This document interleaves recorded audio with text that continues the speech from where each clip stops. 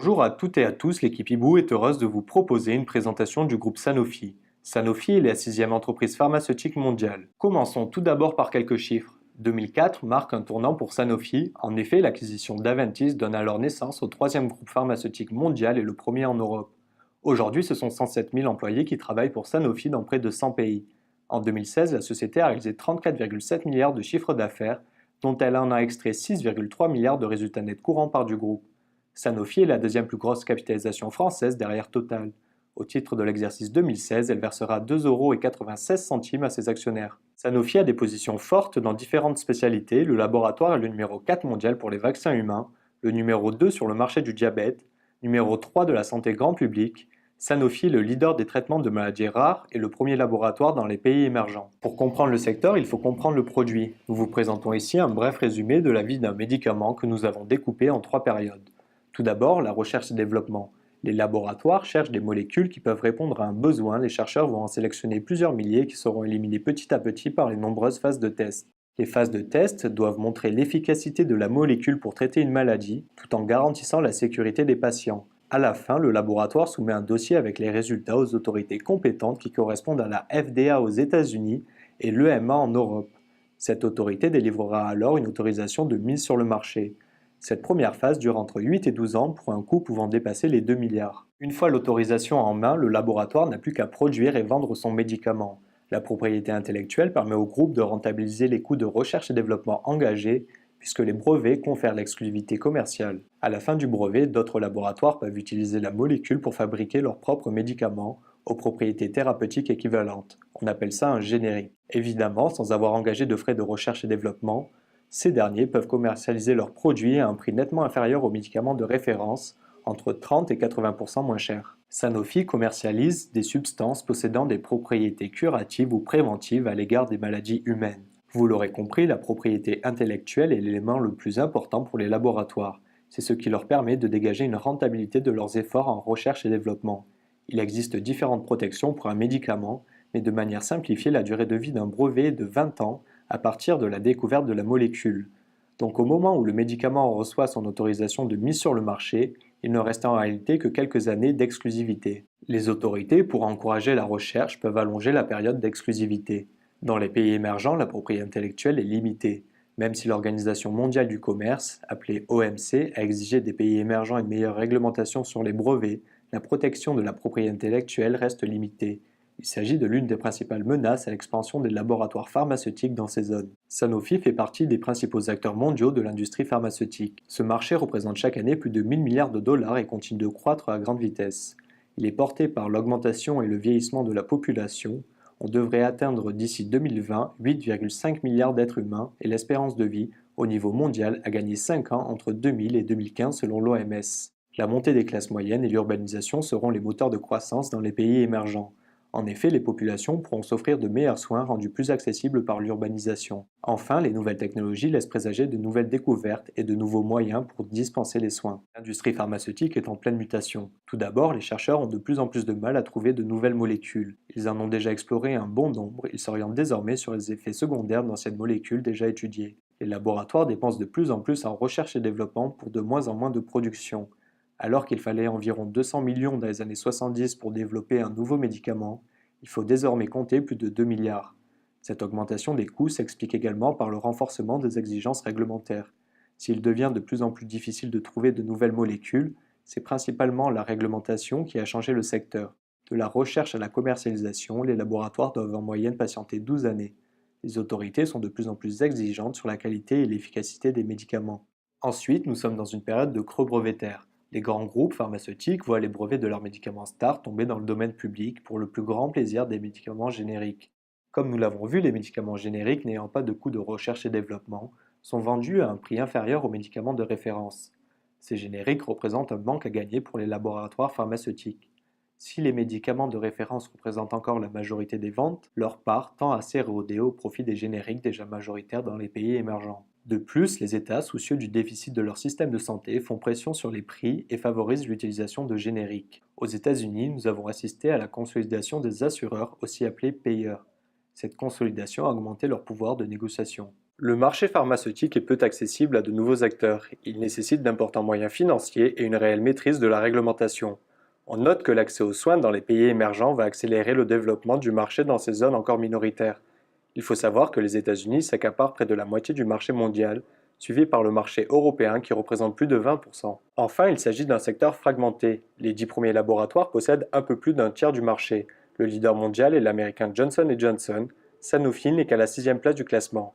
Même si les géants du secteur font des efforts de consolidation, le marché devient de plus en plus fragmenté. On y retrouve de plus en plus de petits laboratoires capables, par leur agilité, d'innover dans une spécialité, mais incapables de réunir les moyens financiers pour développer des produits. Ils élaborent donc des alliances avec des géants du secteur. Passons maintenant à l'exploitation. Comme vous pouvez le voir, Sanofi s'est appliqué à maintenir une géographie équilibrée. Les États-Unis représentent 37%, les marchés émergents 28% et l'Europe 26% du chiffre d'affaires. Par ces deux graphiques, nous pouvons voir que depuis 2011, les marchés clés du groupe ont pris de l'importance. Médecine de spécialité passe de 11 à 17%, le diabète et cardiovasculaire de 15 à 22%, santé grand public gagne 2% et les vaccins 4%. Additionnées, ces spécialités sont passées de 42% en 2011 à 64% du chiffre d'affaires en 2016. On peut voir ici que Sanofi ne progresse plus depuis 2010. Le RNPG courant est même en baisse. En effet, Sanofi est dans une période de creux brevétaire. Ces blockbusters, produits dont les ventes dépassent 1 milliard d'euros à la rentabilité très élevée, ont perdu leur exclusivité commerciale. Soumis à la concurrence des génériques, Sanofi voit ses profits en pâtir. Les vieux blockbusters dont les brevets sont tombés dans le domaine public représentent encore 26% du chiffre d'affaires. Le Lovenox et le Plavix font partie des produits de prescription établis. Le Lantus, dont le brevet est récemment tombé, est un médicament phare du pôle diabète. Ce graphique illustre la concurrence des génériques. Les croix rouges représentent l'entrée sur le marché d'un générique. Nous distinguons les ventes de Plavix en Europe, ici en vert, des ventes de Plavix dans le monde. Sanofi avait alors conclu un accord de licence avec le laboratoire BMS pour l'exploitation du Plavix aux États-Unis. Sur un an, on peut voir que l'apparition de génériques aux États-Unis a fait chuter les revenus du Plavix de plus de 50%. Comme nous l'avons vu précédemment, Sanofi n'a plus de croissance. La rentabilité des capitaux propres diminue en conséquence, mais la situation financière du groupe reste solide. Avec 10 milliards d'euros de trésorerie en 2016, nous pouvons nous attendre à ce que Sanofi renoue avec la croissance externe. Pour relancer son activité, Sanofi veut se recentrer sur les domaines où il possède une position dominante tout en développant parallèlement 4 spécialités dans lesquelles il espère établir des positions concurrentielles. Consolider ses positions de leader dans le diabète et maladies cardiovasculaires. Le diabète représente le deuxième plus gros marché pharmaceutique avec 11% des dépenses mondiales. Le groupe occupe actuellement la deuxième place grâce à son insuline Lantus. En 2015, le groupe a lancé Toujeo, une insuline fonctionnant avec le même principe actif que le Lantus. Ce nouveau-né génère déjà 650 millions d'euros de ventes en 2016, mais il sera dans les années à venir soumis à la concurrence des génériques. Toujours sur le diabète, Sanofi a fait approuver le Solica fin 2016, un mélange d'insuline et de lixisénatide. Dans les maladies cardiovasculaires, Sanofi lance le Praluent, un anticholestérol administré aux patients sur lesquels les traitements classiques ne suffisent pas. Approuvé en 2015 par la FDA aux États-Unis, le Praluent est au centre d'un conflit juridique entre Sanofi et le laboratoire Amgen qui l'accuse d'avoir violé 2 de ses brevets. Le premier jugement est défavorable, mais Sanofi a fait appel. Enfin, les marchés émergents. Sanofi est le premier laboratoire sur cette zone à forte croissance mais instable. Pour conserver son leadership, l'entreprise pharmaceutique va prioriser ses efforts sur certains pays comme la Chine. Elle veut également s'adapter au modèle low cost en jouant sur la quantité. Enfin, Sanofi va réaliser des acquisitions de laboratoires locaux pour étendre la couverture des territoires. Établir des positions concurrentielles. Sur la sclérose en plaques, spécialité lancée en 2012, Sanofi a enregistré de très bons résultats grâce à l'Aubagio, devenu blockbuster en 2016. L'activité a rapporté 1,7 milliard d'euros, en croissance de 56% à taux de change constant sur l'année. Oncologie, plus gros marché mondial, Sanofi a noué un grand nombre de partenariats et d'alliances pour développer l'immuno-oncologie, une nouvelle approche du cancer à l'avenir prometteur. La concurrence risque d'y être féroce puisque les principaux laboratoires ont également fortement investi sur cette spécialité. Immunologie, Sanofi va s'appuyer sur 2 nouveaux produits innovants, Kevzara, traitement d'une maladie affectant les articulations, et le Dupixent, traitement d'une maladie de la peau qui pourrait également servir pour l'asthme et le traitement d'une forme de sinusite. Santé grand public. Sanofi a échangé son activité santé animale avec le laboratoire Boehringer Ingelheim début 2017 contre son activité santé grand public. Sanofi renforce donc son portefeuille de produits avec des médicaments comme le Dulcolax.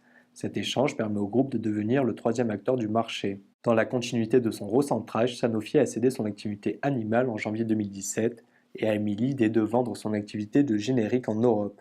Malgré le fait que Sanofi soit le cinquième acteur du générique en Europe, il estime que la complexification de l'activité et la consolidation ne correspondent plus à sa stratégie. Voici 6 produits dont nous venons de parler. Ils seront l'un des leviers du groupe pour renouer avec la croissance. Sanofi estime que ces nouveaux produits devraient générer à leur pic d'activité d'ici 2025 entre 12 et 14 milliards de chiffre d'affaires. D'un point de vue boursier, depuis 10 ans, le titre a cru en moyenne de 3% par an, mais depuis 2013, le titre ne progresse plus. La société récompense ses actionnaires par le versement de dividendes et un important programme de rachat d'actions. Le dividende progresse régulièrement sans discontinuité. Pour l'exercice 2016, les actionnaires se sont prononcés sur un dividende de 2,96 €, soit 3,8% de rendement au cours de clôture fin 2016.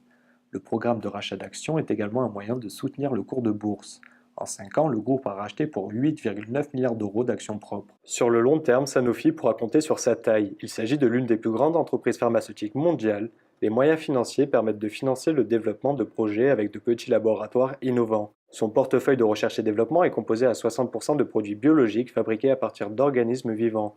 Ces produits sont peu menacés par les biosimilaires, l'équivalent des génériques. En effet, la réglementation limite l'interchangeabilité du fait de la complexité de ces produits. Enfin, le groupe est porté par un marché en croissance. Mais des défis sont attendus, le durcissement des réglementations et la pression sur les prix, la concurrence croissante des génériques, ainsi que le renouvellement du portefeuille suite à la tombée dans le domaine public des blockbusters. Pour conclure, Sanofi est une valeur de rendement. La résilience est de 59%, le risque hibou est évalué à 39%, la fiabilité de notre analyse est de 2 sur 4. Merci d'avoir suivi cette présentation de Sanofi. Si vous désirez retrouver plus d'informations sur le groupe, n'hésitez pas à consulter sa fiche sur notre site internet www.hibou.expert. À très vite avec l'équipe Hibou.